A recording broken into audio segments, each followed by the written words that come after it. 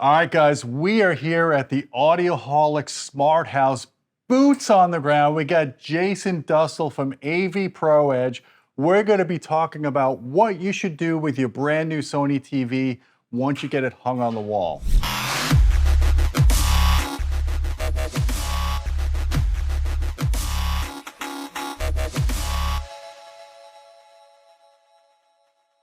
Hey folks, I'm Gene Delasella with Audioholics. How you doing, my friend Jason? I'm good, Gene. Thanks for having me, man. It's always fun. Dude, you are awesome to have on this channel. Jason is the video guru in the industry, top dog in ISF, AV Pro Edge. You wear a lot of hats. I do, yeah. I stay pretty busy, but our whole goal for the entire community is good picture. You know, you've got the sound taken care of, we'll take care of the video, and hopefully everybody's happy after that. Exactly. Yeah. So you get a brand new TV, like this is the 85-inch Sony, I think it's the 90L. It's a beautiful TV, but when you get it out of the box, it's in torch mode, right? It's in all the calibration, the soap opera, all that weird stuff going on. Sony's main goal is to sell a TV, and when they're in the showroom and it's really bright, they'll do everything they can to enhance everything. This is not a new conversation.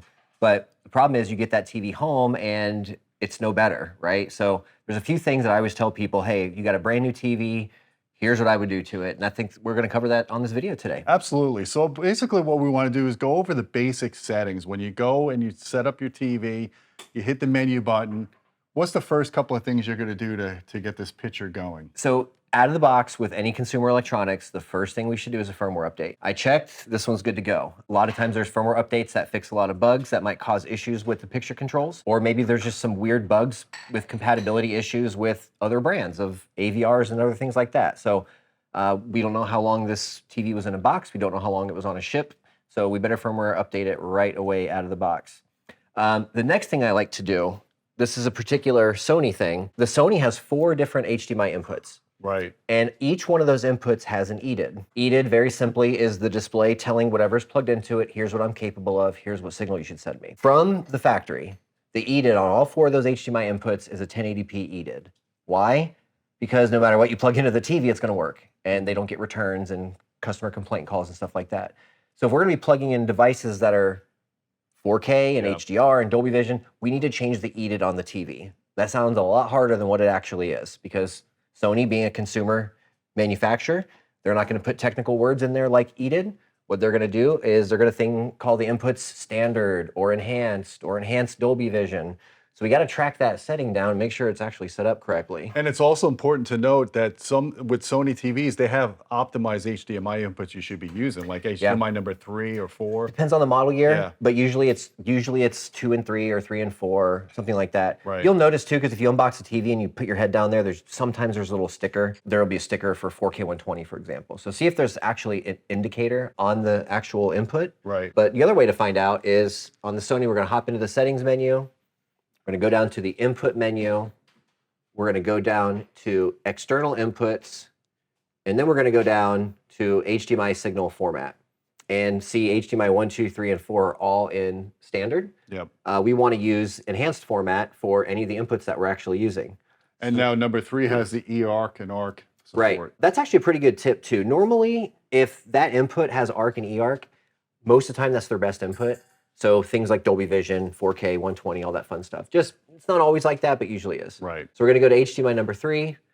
You have several options here: standard, enhanced, enhanced with Dolby Vision, and enhanced with VRR. Unfortunately, on this TV, you can't get Dolby Vision and VRR, but if you're not a gamer, who cares?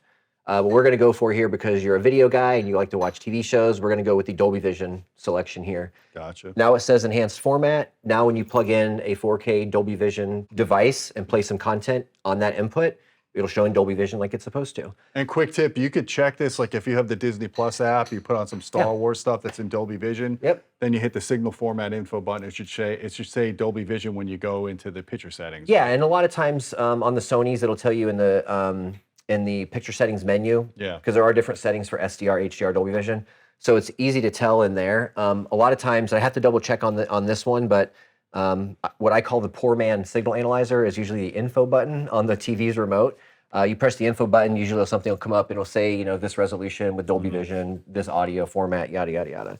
Also, in my case, because I have a Marantz AV10 in here, if you hit the info button on the Marantz, it gives you all that format information, both audio and video. Exactly. And that's normally like if for integrators out there who are putting a system in and maybe the TV's not in yet, or they're troubleshooting, we have little devices, signal analyzers, signal generators.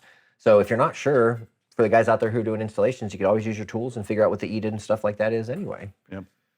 Okay, so we've put that in enhanced mode. The next thing we're going to do, and this is detrimental to the picture if you don't do this, you've got to find the energy savings stuff. Oh, yeah. And turn it all off. And I don't know if the camera's going to pick it up. It might, but just messing with energy savings modes over the last 15 years, we've seen as much as like a 75% loss in line output with energy savings turned on. Not really what we want, especially, it's darker in here right now. Yeah. It's a little later in the way late afternoon, early evening at this point. But, if you've got these windows open and stuff like that, so we don't want to use any of the energy saving stuff. So this is very similar to like an AV receiver when they have eco mode. I always tell you guys, turn the eco mode off. Yeah. Don't mess with the impedance selector switch because all of this is robbing power to your speakers. The same thing here with the energy saving mode is robbing brightness from your display. Exactly. And dynamic range. Without getting into a huge conversation about it, there's a lot of other stuff that comes with that. Your contrast and white levels are down, so you lose dynamic range. Usually it crushes all your shadows, so you can't see that. The picture just looks dim and gross anyway. And, if it were up to me, there would be no such thing as energy savings mode on the TV, but we have to live with it. The first thing we should do when we buy our TV is turn it off.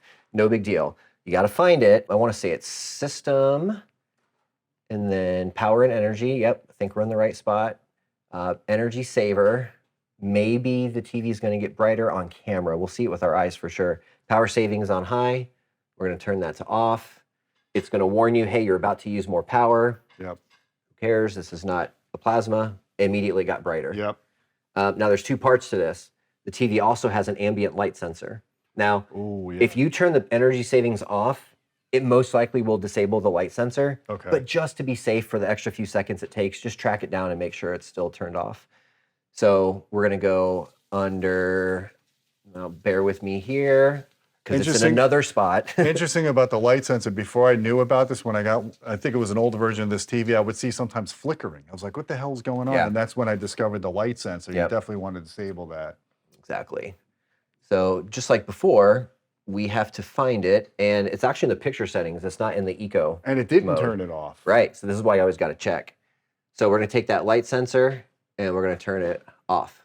Okay, so now the TV is not automatically trying to dim or brighten the picture based on the room that it's in. Right. The whole goal of energy savings is to use less energy, right? So when the room gets really bright, the TV will get really bright. When the room goes dark, the TV will go dark. And it really sounds like a great idea on paper, but in practicality and reality, it really doesn't work the way that it should. And it really, and especially for what we're doing here, it wrecks the picture. Why would you want to do that, right? Yeah, we don't want that. Firmware update first, change the EDID on the display, and turn off energy savings. We're in a great starting point. And the light sensor. Thank you, and the light sensor. Yeah. Good point. Now, the next thing we have to do is get it out of the god-awful factory picture mode. Torch mode. Yes, we've called it vivid mode, we've called it torch mode, we've called it dynamic mode. They've always had these weird names over the years. Depends on the manufacturer, they can call it whatever they want. It's like turning the bass and treble controls all the way up on a receiver. Yeah, it's like, it might sound to the layman, okay, that's a lot of bass, right? But then you actually listen to it, and it's like, whoa, whoa, whoa. Dynamic mode is the cell TVs in the showroom mode. Now these, luckily, don't really come in dynamic mode anymore, but they still have it. But they do come in a standard picture mode with all the energy saving stuff turned on. The white balance is still really whacked. It's not that much better than what a vivid or dynamic mode would be anyway. So the first thing we need to do as far as setting the picture up is find a picture mode that's not so offensive. Yeah. So when you look through the menu here, you've got several: standard, cinema, game mode, graphics mode, photo mode, IMAX mode, custom mode, and then eventually you go back around and there's a bunch more. So do you settle on cinema or a custom? It really just depends. If I'm going to be doing a full calibration with color correction and everything, The name of the mode doesn't really matter. What I really want that mode to do is, what I really want that mode to have, I should say, are all the picture settings I need to actually make the adjustments. Okay. So like, for example, custom mode, that sounds like it might be a good place to start. So I like to go through and I'll just check the menu. We'll go to the brightness sub-menu, and I'm looking for things that are grayed out. Okay, nothing's grayed out there. We're going to go to the color menu, nothing's grayed out. So in other words, you want to have access to all these settings. Right, Yeah. right. And that's usually the dead giveaway. Like if it's a cinema mode or on certain brands, we actually do have ISF modes, you know. Yeah, like all this stuff is accessible, nothing is grayed out, everything looks good. Okay, for today's purposes, we're going to use custom picture mode. Now, what you'll notice with custom mode right away is it looks darker than the other modes. Yep. Because it was in standard. It was maybe in vivid mode, who knows. But the good news is you can manipulate this mode to make it look the way it should look for that room that it's in. So once you pick the custom picture mode, there's a reset button to reset that mode back to factory. There's an auto button that tries to automatically optimize the picture settings based on the content. Not a very good idea, Yeah. so we leave that off. Ambient light sensor pro, we already turned that off. Now, before I get into it and start making some real adjustments to the actual image, there's one more thing to do before we get going, and that's the motion stuff. Soap opera. Soap opera effect, right? So on this TV, it's in custom out of the box, even though it's in custom picture mode, which normally turns a lot of these things off. So you gotta be careful with this stuff. So if we go to motion flow, there's auto, custom, and then off. We're gonna turn that off. Now, this doesn't mean that you're gonna go to, you know, the video quality jail if you leave this on. Some people like it, and that's okay. Tom Cruise might come for you. Tom though. Cruise might come after you. To that end, we'd like a moment of your time to talk to you about video interpolation. But yeah, I don't like it. I'm a purist. But there are some people out there who can't stand the frame rate judder look Yeah. of 24 frames per second. So they'll use that to smooth it out a little bit. And that's perfectly fine. It's your TV. If that's what you enjoy it at, then Maybe you then like knock it for yourselves sport out. events. You know, Yeah, like maybe for sports. I tend to turn it on to a low setting for like stand-up comedies because somebody's walking back and forth and it kind of looks juddery sometimes. So I might turn it on for like, but I use it very lightly when I do use it. But the purists, the real film buffs out there who really want to see it correctly, then that's turned off. If you do decide to use the custom setting, Sony gives you two options here, smoothness and clearness. There's no right or wrong here. Just adjust it until you think it looks good to you. When you watch the next show, you're probably gonna have to readjust it. You know, it's Gotcha. kind of like having a bass knob in your car stereo. Yep. Every recording's a little different. You're probably gonna play with it every song. But if you're gonna use it, that's where it's at. We're gonna leave it off for what we're doing here today. Okay. Now, what you guys see on the screen right now is a very famous old school, we've been using it for a million years, the SMPTE color bar pattern. It's more technical. A lot of engineers and people like me can look at this and tell what's going on. It's a very technical test pattern, and if you don't know what you're looking at, you don't know what you're adjusting, you have no frame of reference. We're gonna look at a few different test patterns today together, but I want everybody to know this. We are using test patterns off of our Murideo 6G generator. All of the test patterns that you need to do a basic setup on your TV or projector are free downloads on the Murideo website. Go to murideo.com. I'll put a link in the Yeah, description. there's a resources tab, and then you scroll down, and there's test pattern library, and you can download every single one of these test patterns I'm about to show you guys for free. So you don't have a generator because you're an enthusiast, you're not a professional, you don't need to spend that much money. Cool, download them, burn them to a disk, put them on a thumb drive, whatever's easiest for you, okay. and boom, you got the same test patterns that I'm using. Just curiously, how expensive is this? Those generators are about $3,000. Okay. About So $3,000. download them if, Yeah, if you're an enthusiast. Yeah, your the little thumb drive, you might have one of those in a drawer somewhere. Yeah. You can just use. So definitely take advantage of that. Now, as we go into the picture mode, there are a few things that you're going to have to eyeball, like how bright the image is, right? I could take a light meter and I could measure that, but we're trying to do, easy settings, right? So what I always tell people for the brightness adjustment, this is confusing because historically, when we talked about video levels, the black level was controlled by the brightness control. Yeah. And it's kind of confusing because there's no standard, right? Yeah. A few years ago, Sony got smart and they actually started calling things the correct terminology. They started using the right terminology. So if you see brightness on a newer Sony, that's not your black level. That's how bright the TV is. Oh, okay. Look down here.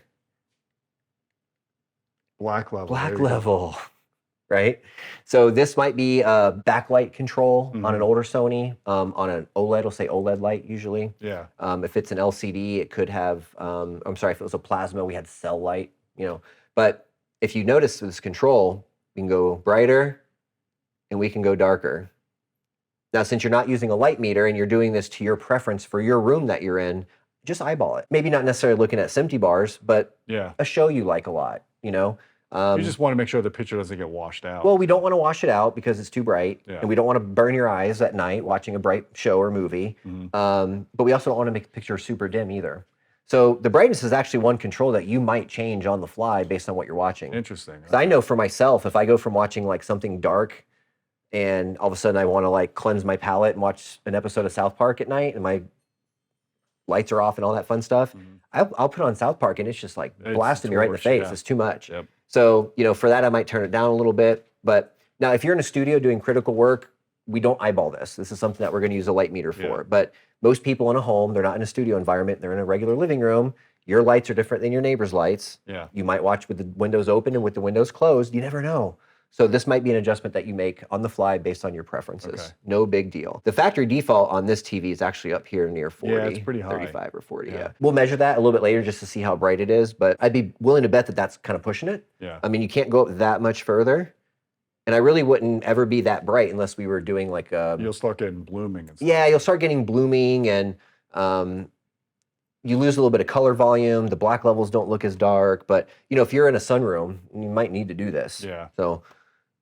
I think I had it about 5 clicks below that line before you came in. Something like that. That's cool. Yeah, good. Okay, so the next is the contrast, and that's our white level. This one's super important to get right. We're going to look at a test pattern, and the same test pattern you can download for free on Murideo.com. And we're going to look at... And obviously, we're doing this in a room flooded with light, so this is not an actual setting that we would recommend to you. Thank you. Good point.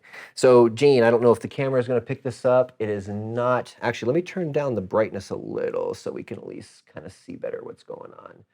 Now, guys, this is what you're seeing through a camera, so please don't take this for what I think you just said it. Well, don't do what we're doing to your TV. It would be equivalent to trying to do to listen to a pair of speakers over YouTube. Yeah, we don't do that. Yeah, it doesn't work. In fact, I've got the brightness down all the way right now, so the camera exposes pretty well. I would never leave it this dark. Never. So, what we're going to set is the contrast control, and that controls our white level. And what we're looking at here are different video levels. So in an 8-bit system, we're looking at 254 steps of white. So we look at these different boxes and those represent the digital levels. The very top of it, 255, that's your brightest white. The test pattern for what we're setting doesn't really need to go lower than 234, but what we want to see, we want to at least see these 3 in the middle. Anything above that is cool. It's free contrast, it's just extra headroom. But just so people can see kind of what that control does, and Gene, you're the perfect guinea pig for this. So I'm going to take this contrast control and I'm going to ramp it all the way up and you tell me what you see with that top couple of rows of boxes. I mean, it washed everything out. Now you can see the numbers. Right? Now, if I come down, I get more boxes. If I come down real low, I just get dark. Right? So I always, for my audio guys, I always talk about this like a volume control. You're really going to hammer the system, right? Like you really want to get everything out of it. It's Saturday night. So you get on it. And what happens when the signal distorts a little bit? You come down, right? Crank it until it clips. We don't have that problem at Audioholics because we have very dynamic speakers and amplifiers, but yes. But you get the point, right? Turn it up until it clips and then turn it down so it's at that perfect spot, right? On this TV, the factory setting is 90, which I'm actually pretty happy with. We can see all the way up to about 251, 252. Now, again, we want to at least see the 3 boxes in the middle.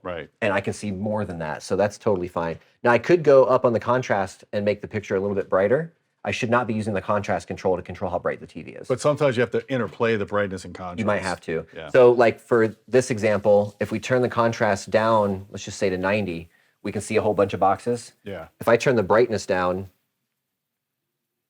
if you turn it back up, you know, I don't gain or lose any boxes.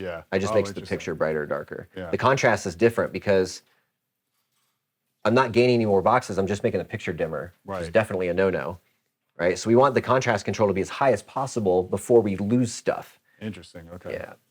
And I would be happy with it. If I was really fighting for light, I think I'd be happy with it right around like 95 or so. Okay, so we know how bright the TV is going to be. We know where we're going to set our white level. The next thing is the black level. Let's go ahead and do that now. You are not going to see this on camera. I can tell you that now. Yeah. What we're going to do here is find the black level control. And the camera might pick this up, but for you, Gene, I'm going to crank it up all the way. Yeah, I can see the. And you can probably start to see, I can start to see some of the boxes there in the test pattern. So black level is like getting your base right. It has to be right. That's the dynamics of the picture, right? We have to get this right. Too high, the blacks are gray and picture's washed out. Too low, you can't see anything. So people say, oh yeah, you know, I'm going to turn the black level down all the way. I get like, you know, really good blacks, right? But you throw on Game of Thrones, you can't see anything. Yep. No fun. So the factory position on the black level, I want to say, is right in the middle at 50 or so. Now we're going to be looking for some boxes like we did on the contrast pattern, but this time we're looking for dark.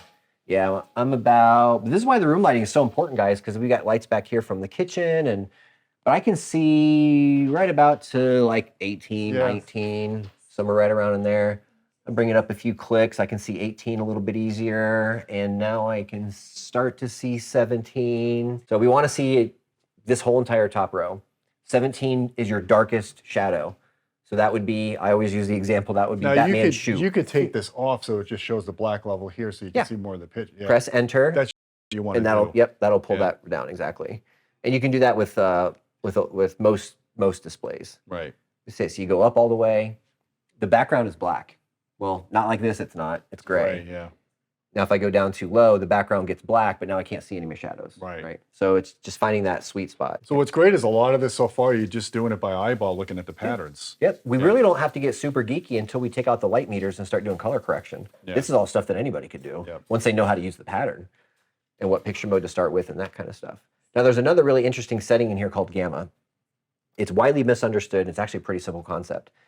When the room is dark or the room is bright, we need to be able to see our shadows in dark movies easier, or if we want better black levels, we can't wash out the picture, right? So it's like room lighting control, dark room, bright room. So what I always like to do, this one's really better off measuring with a light meter, but there is a test pattern in here that we can use to eyeball it. It's like a step pattern kind of. It's a step pattern, exactly what it is. So we've got a bunch of different gamma options in the room. Now what you can see, Gene, is watch the image and watch both sides and tell me which side of this test pattern is changing more when I ramp this up and down. Yeah, right here. Down here, okay. Yep. What the gamma adjustment is doing is how fast do we come out of black? Do we come out of black super aggressive or less aggressive? For a really bright room with the sun, I need to come out of black super aggressive. But if the lights are out and I'm watching a movie, I don't want to wash out the dark end, so I go with a less aggressive gamma. Oh, interesting. Right? Okay. Now that's measurable and there's numbers associated with it, but if you're eyeballing it, use this. So when you're calibrating a TV, Yeah. you might want to have two different settings, one for day and one for night. Every time. Yeah. My TV at home, I only do a night mode because I don't watch during the day. Yeah. But in a living room like this, you might want a day mode and a night mode. Right. Absolutely, absolutely. So if you're going to eyeball this one, this is called a 16-step vertical staircase pattern, and this is another free download. We'll just leave it at -2 for right now. I can still see a pretty nice difference between the two. I do Now, too. here's what's funny, and you can kind of picture this. If I go down all the way, I'll get more dynamic range, but you start flipping more lights on and opening more windows. Now you can't see any of those bars at the bottom, Interesting, yeah. so you got to crank it up here. So it works in conjunction with the contrast and the brightness control. Okay. Like all three of those should be sort of adjusted, check the other, adjust them again. Go back and forth. Back and forth, basically, yeah. back and forth, exactly. So advanced contrast enhancer, this is one of those, what we call bonus features. It doesn't really do anything for you. If we're trying to be purist here, it's off. Okay, local dimming. See, now this one Go I ahead. think is really important because I had Extremely. it by accident on low. Ooh, yeah. And you could see like halos in the image. Yep. So the local dimming is for an LCD TV to produce black levels that are better than a non-local dimming TV. And what happens is, if you were to remove the panel, on the chassis of the TV, there's a giant array of LED lights, and that's how we're lighting up the panel. Let's say we're watching a movie that has a 2:3:5:1 aspect ratio, so you have these black bars at the bottom. Well, if the local dimming, if that's not a thing, those LED lights behind that black bar are always on, so the black's not black anymore, it's gray, and it looks washed out. Okay. So the whole idea of local dimming is, okay, well, if the TV sees that there's a black bar across the bottom here, then turn off all of the LEDs that are behind that black bar, so the black looks nice and punchy again. I gotcha. Now, there are different adjustments in how aggressive you want the local dimming to work. A really good example of this, I have a test pattern. It's just a white rectangle on the screen, and that's it. What I think is better to adjust local dimming is find a movie or TV show where there's credits at the end, Yeah. and the background is black and the text is white. And as you adjust the local dimming, if you start with it off, which I would definitely do, so you just kind of see what it is. But if you start with it off, let's say you have the word Star Wars up on the screen. Yeah. If you have the local dimming off, the background is like gray and it doesn't look great. And then on the other hand, if you turn it up all the way to the high setting, it might be too much. So you might see like around the word Star Wars, you might see it like glowing or something like that. So just maybe go through and sort of eyeball this and So I don't know if pick you one. agree, but I've always found medium is like the best setting on the Sonys. Yeah, when I measure these, I like to measure all the modes and all the adjustments and just see what the TV's doing when you use some of these adjustments. Right. And what I found with Sony's, I don't know if this was intentional or an oversight, or maybe it's just a very specific way that they use it. Off to low, huge difference. Low to medium, huge difference. Low to high, no difference. Wow. And I don't know why that is. Who knows? But Use medium. mediums. Start with medium. Yeah, start with medium. Maybe look at high and see if it does any better if you're looking at that text on the black screen. But I like you. I've found medium to be the best Okay. happy medium with all the Sonys at least. Okay, peak luminance. This is probably something that you would not use for regular programming, so standard dynamic range. But peak luminance is like a nitrous button for the backlight, which you do need for HDR. Now, if we turn the peak luminance low, medium, high, now I have more room on my brightness control. So now when I go to 100% I should say, check this out. Now when I go back to peak luminance, I go high, medium, and low. So for regular standard dynamic range stuff, I say leave this off and just use your brightness control to make the TV as bright or as dark as you need to. Now when we go to HDR, peak luminance has to be on because we need every... Does it automatically switch to on? Yeah, Sony does. Okay. Yep, Sony does, which is great. That's another important feature. So when you switch from standard def to high def, the settings actually change automatically. Yeah, that's the idea. You know, back in the day when HDR first came out, it was too dim.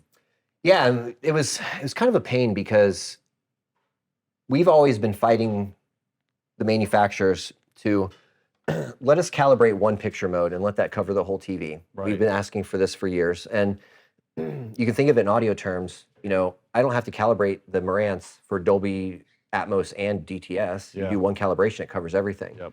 The TVs are like that now, they weren't before. So if you were watching Dolby Vision, you had to make sure it was in this picture mode. If you were watching HDR, and the if you were watching projectors SDR, too. The projectors were terrible when they first came out. Luckily now it's really not a big issue anymore. But since we're in SDR, we'll leave that peak luminance control set to off. And then we're almost done. What about color temperature? We're gonna get there next. All right. So we're gonna go to the color menu, and you have the color temperature right here. There's a few presets, and then there's an expert setting, so you can manually change the color temperature. That's what I would use one of my light meters for. Okay. When people say they can eyeball the white balance, I'll put $100 on it all day, every day. For anybody, it's really hard to do by eye, especially if you have no reference. The light meter will tell you, but here's the good news. You have presets. What I would do, I would continue to use this 16-step grayscale pattern. Oh, interesting. Okay. And look at how neutral the white is or the gray is. If we have it on the cool setting, it looks... Maybe hit the enter button so we can see it better. Thank you. If we have it on the cool setting, you can tell in the camera, it looks really blue. If we go to the neutral setting, it's a little less terrible. Then there's the warm setting, a little less terrible. And then we get into the expert settings. The camera's not picking up the subtle changes, but we can see them. Yeah. So if I go to the expert setting, now I can go to this color adjustment menu. And if I were using my light meter, I can start manipulating the color of gray. Now, do you guys sell the light meter? We do. What's that called? There's a bunch of different types and a bunch of different manufacturers, but we always call it a light meter. Okay. So like, for example, if I go to this green control, watch right around here somewhere, you'll see some extra green. You'll see some green come out. So if you were using a light meter, you would use these controls to get a perfect neutral gray. But if you don't have your light meter, Just eyeball it. No big deal.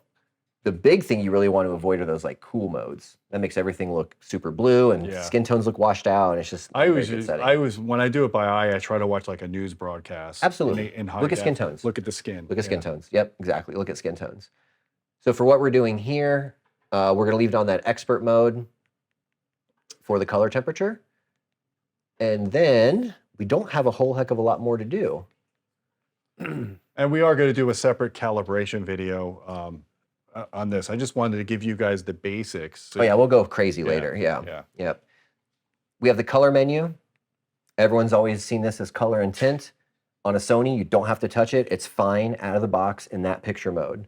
But if you wanted to see what it did, you could look at some SMPTE bars, or you could look at a test pattern with some skin tones, which I prefer. And it's going to be, we'll use one of the old school ones. Some of the folks watching might recognize this one. If anyone used any of those old school, like Monster cable, like ISF setup DVDs. Or even Spears and Munsel's. That's another one. They have a bunch like this. Yeah. So when you go to the color control, you know, this is how saturated. Oh, yeah.